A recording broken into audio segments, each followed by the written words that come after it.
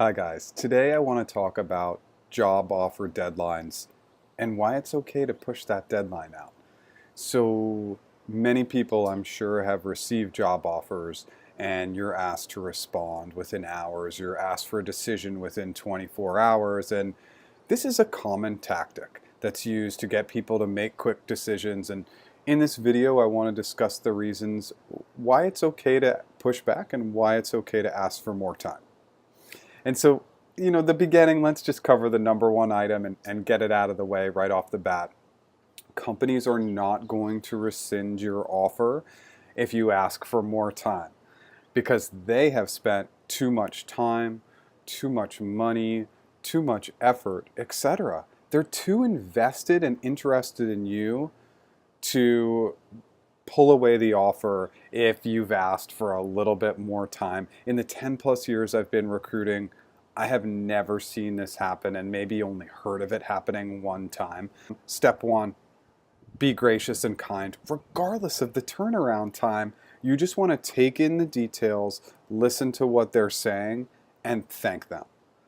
Step two, don't react. So when you get a job offer, any job offer, whether it's a short deadline or not a short deadline, you want to give them no instant reaction. Again, you want to be gracious and kind and just kind of take the time to be thoughtful and tell them, hey, I always like to be thoughtful with my decisions.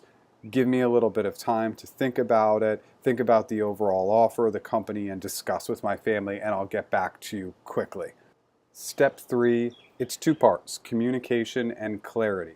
So when you follow up with the recruiter or hiring manager, whoever your point of contact is, you definitely want to make it a phone call.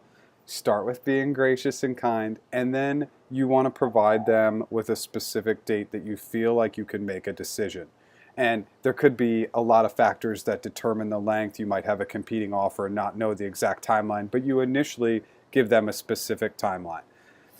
Secondly, clarity as part of this item is once you've communicated the date, you want to provide as much clarity as you can. And that's really up to you. You can tell them you have a competing offer. You can tell them you really need to do the analytics on the numbers that they've provided. You can tell them, hey, if your spouse is out of town and you want to talk with them about it in person, the amount of clarity you provide is up to you.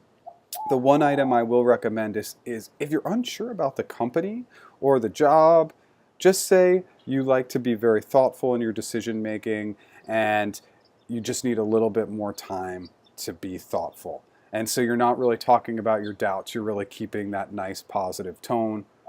Step four, you want to be really, really good with your follow-up at this point. Anytime you have anything you want to share, email, phone call, you're really following up with them. And then when they reach out to you, a quick turnaround time on just getting back to them, you want to be really respectful at this part. They have done the work to go ahead and extend you an offer. So the follow-up is more critical at this time than any other time because they have an offer pending for you. And so just have great follow-up. It will be awesome, and they'll be more respectful, especially if you need more time if you follow up quickly. Step five is call their bluff. And so if you get in this scenario where you get a relatively aggressive recruiter or hiring manager and they say, hey, this is really a stopping point for us. If you can't make a decision within 24 hours, we're going to need to give the offer to this other great candidate that we love. Just say, thank you so much for your time. This has been an amazing experience. I'm so grateful for the opportunity. Everybody I've spoken with, I feel like I could make a decision within 72 hours, but if that doesn't align with what you need and what works for your company, thank you so much for the opportunity, but I can't make a decision in that timeline. I can pretty much guarantee you that they will give you more time.